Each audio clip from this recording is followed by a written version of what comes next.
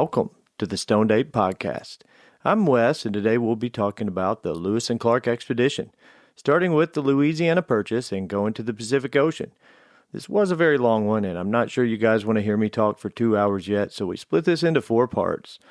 I will put a disclaimer here. The source material I used the word Indians quite a bit, and if that offends you or if it makes you uncomfortable, you may want to skip this episode and unfortunately the next 3. I do have plenty of natives that are friends, natives that I work with. I refer to them as natives when I'm talking about them, and, they seem to be cool with that. I do understand that I'm a white guy from Tennessee, and there are some people that no matter what word I use, they're not going to like it. So I'm not trying to make anyone... What am I trying to say here? I'm not trying to offend anyone. I'm not trying to make anybody feel less or demean anybody. But again, Indians, as far as like words that they use, Lewis and Clark, it's one of the nicer ones. I mean, they usually called natives savages, and obviously I'm not going to be using that. But yeah, the word Indians did get into this script a few times. Okay, we plan on doing a Louisiana Purchase episode one day, so we won't stay there too long, but it does help in understanding why we wanted to explore this area in the first place. There will be a lot of dates on this one. We are pretty lucky to have source material from the expedition throughout the journals kept by mostly Clark. Several of the other men of the party kept journals, and Lewis did at times. And for this one, we leaned heavily on the book Undaunted Courage by Stephen Ambrose. And this has to be one of the best nonfiction books out there. Stephen goes way more in depth than we're going to be going today, so if you need more, go grab this book. And before we start talking about that, we're going to get high. And today, I'm going to be smoking a sativa that I picked up from Mint Cannabis. The brand, they call it Sativa Cannabis Company, and I do believe that's a house brand of Mint. It's supposed to be their top-tier brand. I will say, I got a half of this, and it comes in a nice glass jar, and it's not bad bud. But honestly, the glass jar is my favorite part about it. Most of the time that I've found getting halves, even from like a higher tier brand, it ends up being like either a bag or a plastic container. So I definitely appreciate this glass jar that it came in. Other than that, though, it is nice big buds. It's a low THC sativa, which I don't really mind that much.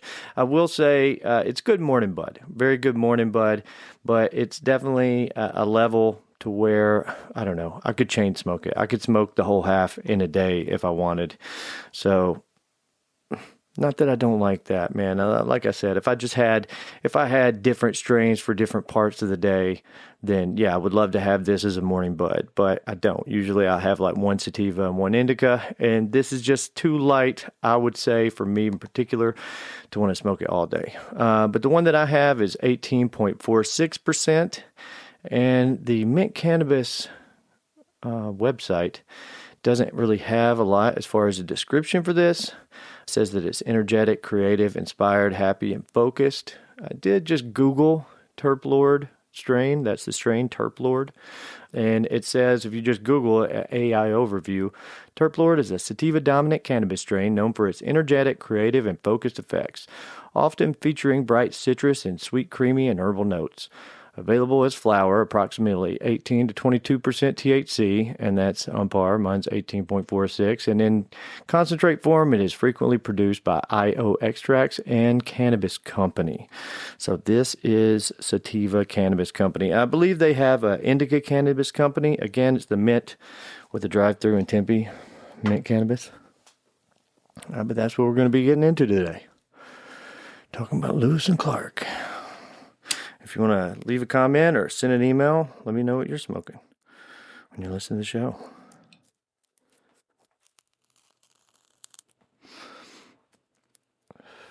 It does have a nice flavor to it. All right, the Louisiana Purchase. This included the states Arkansas, Missouri, Iowa, Oklahoma, Kansas, and Nebraska, as well as parts of the western part of Louisiana, the western part of Minnesota, the northeastern part of New Mexico, the northern part of Texas, and parts of Montana, South Dakota, and Wyoming. So this is a pretty big deal, but we're going to back up just a little bit. August 18th. That's where we're backing up to, 1774. Meriwether Lewis was born into a world of conflict between the newly formed Americans and the British. His family had always been active in the creation of America. His grandfather, Colonel Robert Lewis, had arrived in 1635 with a grant from the king for 33,333 and a third acres of Virginia land. What the fuck's up with these numbers? No wonder there were so many land disputes. When he passed away, he was wealthy enough to leave all 9 of his children with substantial plantations. And his 5th son, William, this was Meriwether's father, inherited 1,896 acres, some slaves, and a house, Locust Hill, close to Monticello, where Thomas Jefferson lived. An uncle of William's was a member of the King's Council, and one of Meriwether's uncles was married to George Washington's sister. Meriwether had one older sister and one younger brother. Their names were Jane and Reuben. By 1775, war had broken out. Meriwether barely knew his father. Lieutenant Lewis was away the first 5 years of his life. He enlisted in July of 1775 and served as a commander of one of the first regiments raised in Virginia. In November 1779, Lieutenant Lewis spent a short leave with his family. Returning from his leave, his horse was swept away and drowned trying to cross the Ravenna River. Lieutenant Lewis managed to swim ashore, and he made it back to his family, but pneumonia set in, and in 2 days he had died from that. Nicholas Lewis, William's older brother, became Meriwether's guardian. May 13, 1780, his mother Lucy remarried Captain John Marks. Virginia widows commonly remarried in those days, so Lucy wasn't loose. And Lucy and Captain Marks had 2 children together, John Hastings and Mary Garland. She definitely had a strong constitution, his mother. She bore 5 children, buried 2 husbands, and lived to be almost 86 years old. When young Meriwether was 8 or 9, his stepfather moved the family to a colony being developed in northeastern Georgia. For the next 3 or 4 years, he learned frontier skills, and he loved it. He went out at night with his dog and hunted raccoons and possums. According to family legend, Meriwether, when he was 8 or 9, he was crossing a field with some friends returning from a hunt when a bull rushed him. He then calmly raised his gun and shot the bull dead. He was curious and inquisitive as well as courageous and cool-headed. He learned about herbs and wild plants from his mother.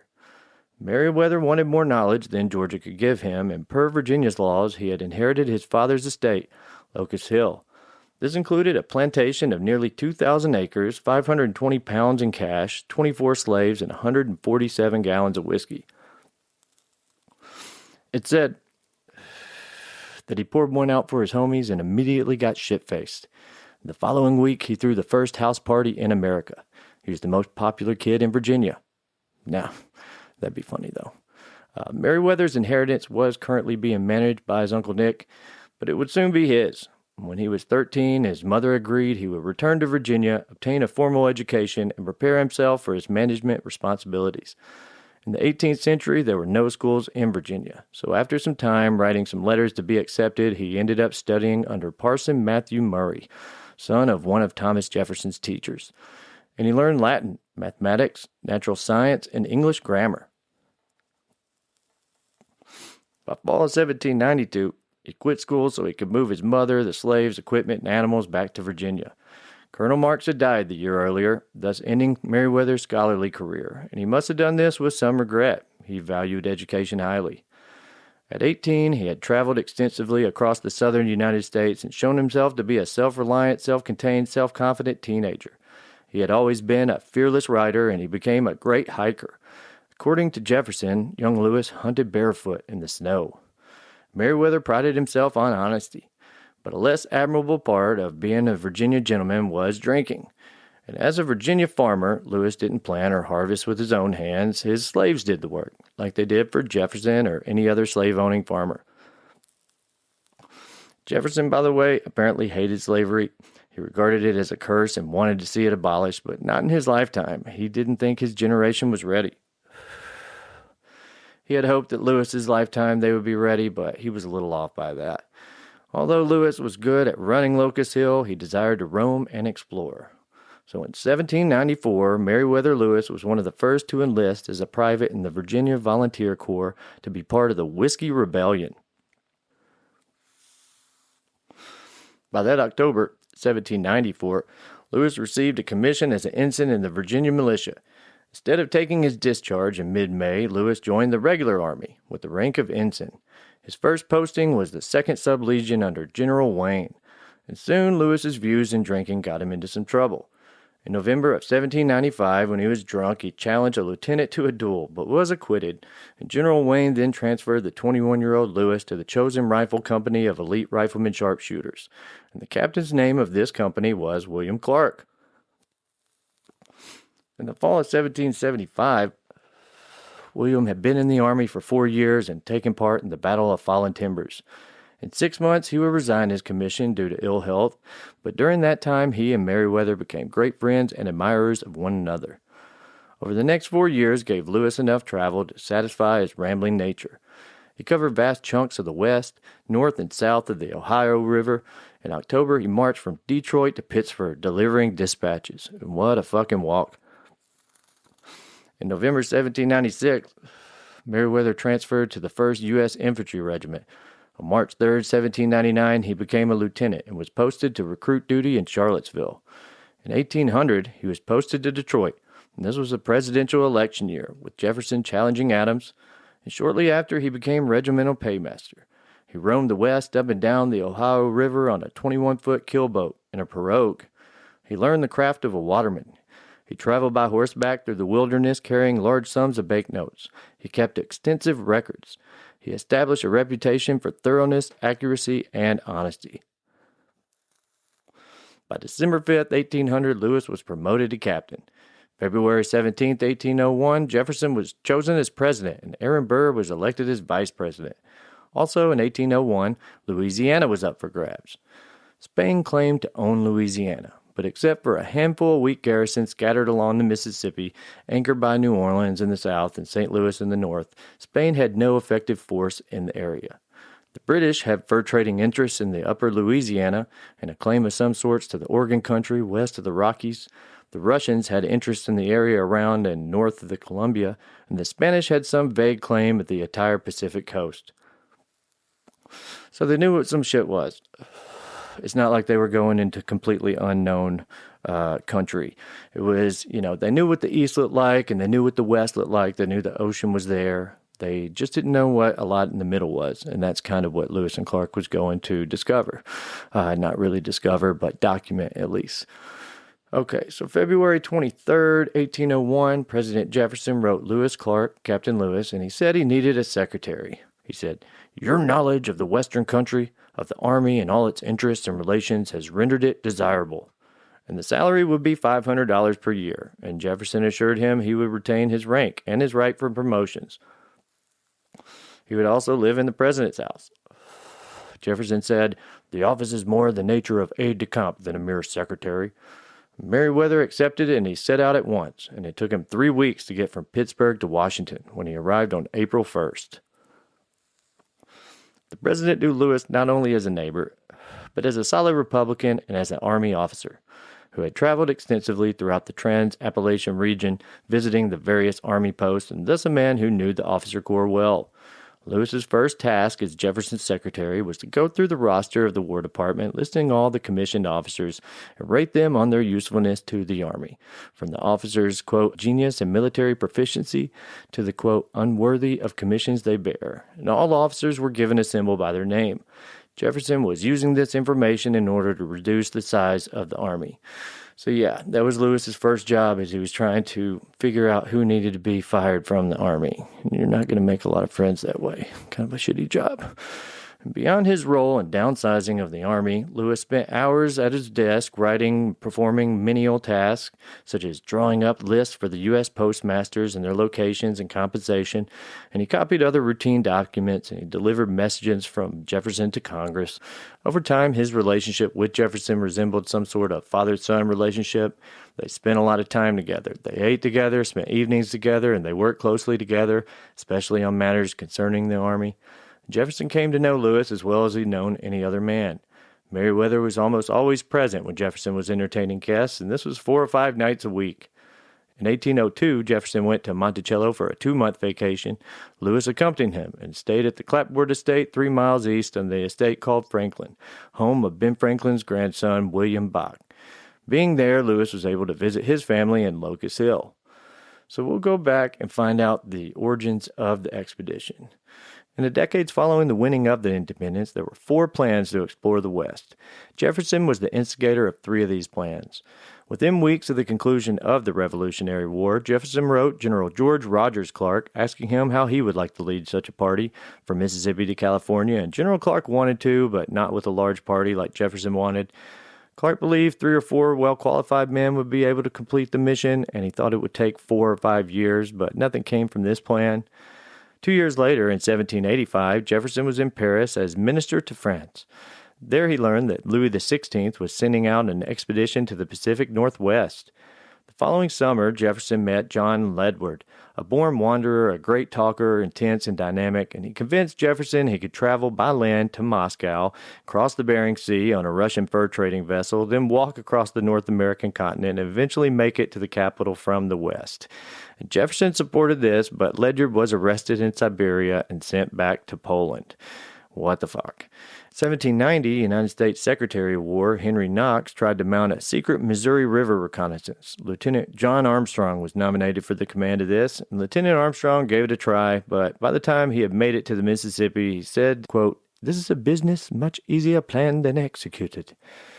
In 1792, Jefferson had another plan. He proposed to the American Philosophical Society of Philadelphia for an explorer to lead an overland expedition to the Pacific. 18-year-old Meriwether Lewis volunteered to lead this expedition, but Jefferson chose a French botanist, André Michaux, most likely due to Lewis being too young and insufficiently trained. Michaux got started in June, but he had barely reached Kentucky when Jefferson discovered he was a secret agent for the French Republic. What the actual fuck? At Jefferson's instance, the French government recalled Michaux.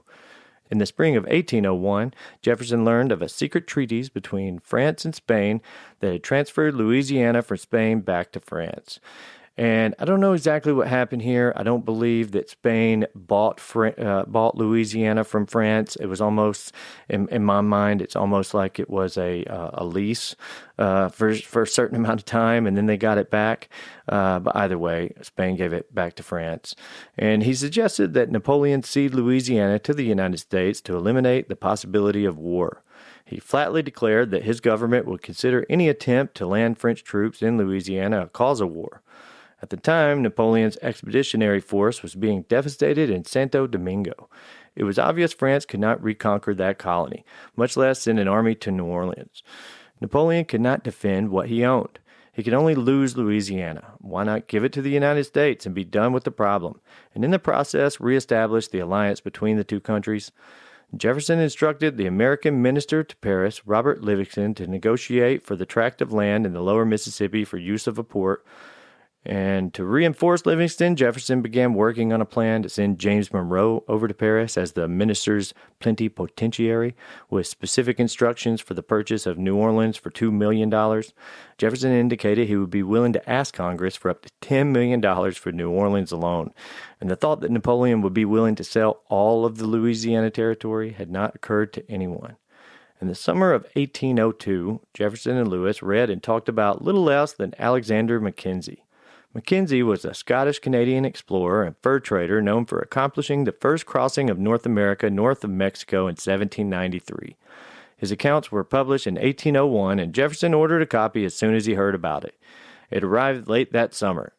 Sometime late summer, or early fall of 1802, Jefferson informed Lewis he would command an expedition to the Pacific. Evidently, he consulted no one, asked no one for advice, entertained no nominees or volunteers other than Lewis. Lewis had demonstrated a remarkable learning ability. He took botany lessons from Jefferson. Jefferson introduced Lewis to the Linnean system of affixing binomial Latin names and how to use the system in the field. He taught Meriwether how to use a sextant, whatever the fuck that is, and Lewis drew up an estimate of expenses to present to Congress as part of a request for an appropriation, fall of 1802. Between the time Mackenzie's book arrived at Monticello in December of 1802, Jefferson gave Lewis a college undergraduate's introduction to the liberal arts, North American geography, botany, mineralogy, astronomy, and ethnology. Lewis's final estimate, with $696 for, quote, Indian presents, as the largest expenditure, and the other sums of provisions, mathematical instruments, arms, medicines, and the boat all came to $2,500. Jefferson put a request for that amount into his first draft of his annual message to Congress in December. Congressmen who were listening got the message. The U.S. could steal the fur trade from the British. And there were some Federalists who resisted spending money on the West, but they were greatly outnumbered. Congress approved the whole package. And about the fur trade, I believe the first millionaire, I don't have his name here, but I believe the first American millionaire did make his money off the fur trade. So the fur trade was absolutely huge business. The week before Jefferson had requested the $10 million for the Louisiana Purchase, just like the expedition, several Federalists were against the amount of money being spent, but Congress made the appropriation. Jefferson selected James Monroe to go to Paris to join Livingston in the negotiations. About the time for the request for the expedition, Jefferson began writing to his scientific friends. He intended the recipients to provide advice and instruction without cost to the government. Meriwether's schooling was from New Year's Day until March 15th. He studied maps, met with Albert Gallatin, a serious map collector who had a special map made up showing North America from the Pacific coast to the Mississippi, with details of what was known about the Missouri River and a few wild guesses of what the Rockies might look like in the course of the Columbia. By the time he finished with Jefferson and Gallatin, Lewis knew as much about the Missouri and what was west of it as anyone could know. While Jefferson would set the objectives, Lewis had to determine the size of the expedition, how it would proceed up the Mississippi River, what it would need to cross the Rockies and descend the Columbia to the Pacific Ocean, and how to return. From Jefferson's point of view, the expedition were out to discover the soon-to-be newly acquired territory, to find a water route to the Pacific, to extend commerce, to collect specimens for science, and to establish an American claim on the Oregon country. March 15, 1803, Lewis left Washington for Harper's Ferry, site of the U.S. Army's arsenal. He got 15 muzzle-loading flintlock long-barrel rifles, 36 pike tomahawks, fish gigs, knives, and other items for the expedition. Meriwether was delayed a bit for the trip to Harper's Ferry, but the biggest delay was him experimenting with a boat he and Jefferson had dreamed up. It was a collapsible iron frame that was designed to be covered with animal hides and sealed with tar. It weighed only 44 pounds, but it could carry 1,770 pounds fully assembled. In mid-April, Lewis traveled to Lancaster to study with Andrew Ellicott, America's leading astronomer and mathematician, and picked up additional rifles. Around this time, Lewis had the idea of needing another officer to head the command.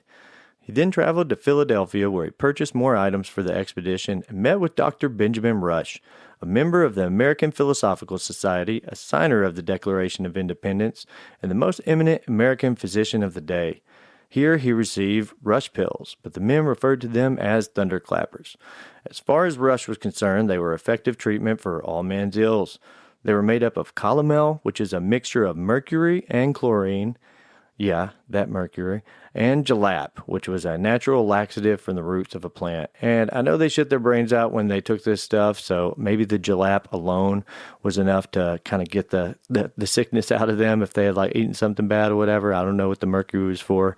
I think at this time people just seen mercury and thought it looked cool and just put it in random shit thinking that it was good for them somehow. But May 29th, Lewis sent a letter to Jefferson announcing June 6th or 7th he would be able to depart for Washington for a final conference and then be off. Meriwether knew a second officer would help him in enforcing discipline and in fighting the natives, so on June 19th he sent a letter to William Clark. He and Clark had known each other in the Army only for 6 months when Lewis had served under Clark.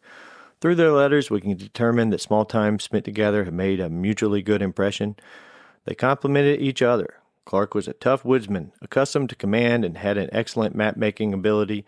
In general, areas where Lewis was weak, Clark was strong, and vice versa. Again, from the information we have, they seemed to have trusted each other completely, and each knew that the other was competent to the task, and their word was their bond. William Clark had retired from the Army in 1796, partly for his health and partly attempting a business venture. He was living in Clarksville, Indiana Territory when he received the letter, and the letter took a month to get to Clark and another 10 days for his reply to arrive. July 4th, 1803, on the nation's 27th birthday, the National Intelligencer of Washington reported that Napoleon had sold Louisiana to the United States. The purchase absolutely changed how Lewis would treat the native tribes east of the Divide. The Indians were now in American territory, and so Lewis was responsible for informing them that their great father was Jefferson rather than the French or Spanish rulers. Greatly excited about adding more Northern Territory, the expedition changed from exploring more of the southern tributaries to exploring more of the northern ones. On July 5th, Lewis started for Pittsburgh. July 29th, Lewis received the letter of Clark's acceptance of co-command. He said he would be ready as soon as the killboat reached Louisiana. Lewis had asked for both of them to be captains, but was turned down on that request, only allowing funds for a lieutenant. But that didn't bother Lewis. He shared command anyway, never telling the men both Lewis and Clark were acting captains. Lewis never pulled rank as far as we can tell, and both had equal say in the decisions to cross the country. In Pittsburgh, the boat builder was a drinker and got into quarrels quite often. Lewis had planned to be on his way July 20th, but mostly due to the boat builder, he was not able to leave until August 31st. To demonstrate how anxious he was to leave, the last nail went into the plank at 7 a.m., and by 10 a.m. Lewis was on the boat, loaded. He also had purchased a pirogue while he was in Pittsburgh, and a pirogue, or a pirogue, is a flat-bottomed dugout designed for marshes and shallow waters. Lewis was off down the Ohio. It wasn't until October 15th that he had tied up in Clarksville and set off to meet his partner. When they shook hands, the expedition began. Over the next 2 weeks, they selected the first enlisted members. They did not lack in volunteers. I guess the word just got out and people just came from all around. 7 men had been pre-approved by Clark, and these were Charles Floyd, Nathaniel Pryor, William Bratton, Reuben Field, Joseph Field, George Gibson, and John Shields. And 2 by Lewis, John Coulter and George Shannon, and these made up the enlisted men. In addition, Clark's slave York and Lewis's dog Seaman were also early members of the Corps of Discovery. And this name, the Corps of Discovery, was coined by Jefferson, and this is what the expedition would be known as. The killboat and pirogues left Clarksville on October 26th. November 13th, Lewis recorded himself having malaria and taking a dose of Rush's pills, and the fever passed. By November 20th, 1803, they were off to St. Louis. St. Louis was 4 decades old when the Corps arrived. With a population barely over 1,000, mainly French Canadians, Lewis spent some time gathering supplies, and by December 9th, Lewis crossed to the Illinois side to meet Clark and the party. They made their winter camp near present-day Wood River, Illinois, called Camp du Bois. This is also near the time George Drouillard, a French-Canadian Shawnee, met and joined the Corps. Drouillard grew up in the Cape Girardeau area of the Missouri to his French-Canadian father and Shawnee mother. On January 13, 1804, Jefferson wrote Lewis. He told him the transfer of Louisiana to the United States had been scheduled for December 20th and had no doubt it had occurred. On the 22nd of January, he wrote to absolutely confirm it had happened in New Orleans on the 20th. On March 7th, Lewis returned to St. Louis to be present at the ceremonies marking the formal transfer to the United States. So on March 9th, the Spanish flag came down and the French flag went up. And the very next day, on the 10th, the French flag was lowered and the U.S. flag was raised. And that's how we got it. With the appropriate speeches made and documents signed, the process was complete. At 3:30 p.m. on May 21st, 1804, to cheers from the banks from St. Charles, Missouri, the Corps departed on their adventure. Their first afternoon, they made it 3¼ miles down the Missouri. Doesn't sound like they made it too far. Hard rain lasted throughout the night, and by 6 a.m., May 22nd, they were off. Really off, I think, this time. Despite how much labor the men had to endure, in the beginning, they made good time. And if the wind was right, they could make nearly 40 miles in a day. So that's a lot better than 3½. On June 1st, the party reached the Osage River and made camp. They stayed for 2 nights as the captains made observations. Clark was more often on the killboat, and Lewis was on shore. Clark was a better waterman, and Lewis was a better scientist. Lewis took long, solitary walks collecting specimens, animals, and plants, noting the physical characteristics of the land, judging the fertility of the soil, the presence of springs of good water, sites for possible homesteads, trading posts, and fortifications. May 23rd, Captain Clark wrote in his journal, quote, Captain Lewis ascended a hill and was nearly fallen from the rocks 300 feet, saved himself by the assistance of his knife. I do wish we had more details about this, but it seems Lewis was calm AF under pressure. The next day, the expedition passed Boone's settlement, a colony of Kentuckians led by Daniel Boone, who had settled there in 1799 on a land grant from the Spanish. If they met Mr. Boone, we have no record of it. May 25th, 1804, the party passed La Cheraie, the last settlement of the whites on the river. French and American settlers had lived there for 4 or 5 years. Lewis divided the party into 3 squads, and they would cook and eat together. They would cook in the evening, eat about half, and save the rest for breakfast in the morning. Drouillard and 2 or 3 other men went out hunting every day. June 12th, the bowmen cried out, "Pirogues ahead!" There were 2 pirogues. The leader of the party was Pierre Dorian Sr. In 1785, Dorian had settled down with the Yankton Sioux. He had a Yankton wife and spoke the language. Lewis and Clark convinced Dorian to return to the Sioux village with them. June 17th, Clark had written about several of the men having dysentery, and 2/3 of them with ulcers and boils. Ugh. The captain blamed the water, and they were correct about the water being bad, but another contributing factor was their diet. They were only able to eat fresh vegetables rarely, and there were no ripe fruit yet. They were living on meat and cornmeal. Almost carnivore, but it was cornmeal, so whatever. Pretty shitty diet. And it was a lot of lean meat, too, I believe. I believe later it gets even leaner. And the mosquitoes, they didn't help either. On June 26th, the party arrived at the mouth of the Kansas River, roughly 400 miles across present-day Missouri. Drunkenness caused a few disciplinary actions with the party, but at this time, alcohol was pretty much a necessity for anyone in the military, and the expedition had about 120 gallons purchased by Lewis. The daily ration was 1 gill per man, which I believe is a little over 2 single shots. Doesn't seem like it would fuck you up too much, but you never know. And just after midnight, June 29th, Private John Collins tapped a barrel while on guard duty. Private Hugh Hall came up on him, so Collins offered him a drink, and he accepted, and soon these guys were both drunk. The sergeant of the guard discovered and arrested them. Shortly after, they began drawing up court-martial papers. At 11 a.m., the court convened. Collins was found guilty of being drunk on the party's shared alcohol at his post, and he was sentenced to 100 lashes on his back. This was a normal punishment at the time in the military, I guess. Hall was sentenced to receive 50 lashes, well laid on for his part. And that's where we're going to leave this story today. A bunch of dudes trying to cross the continent and catch a little buzz.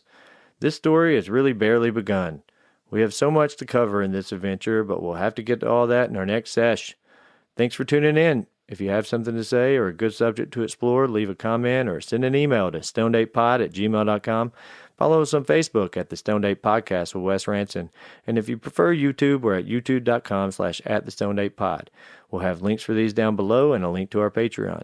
If you could support the podcast, it is greatly appreciated, but just showing up every other week is also very much appreciated. Thanks again and have a chill day.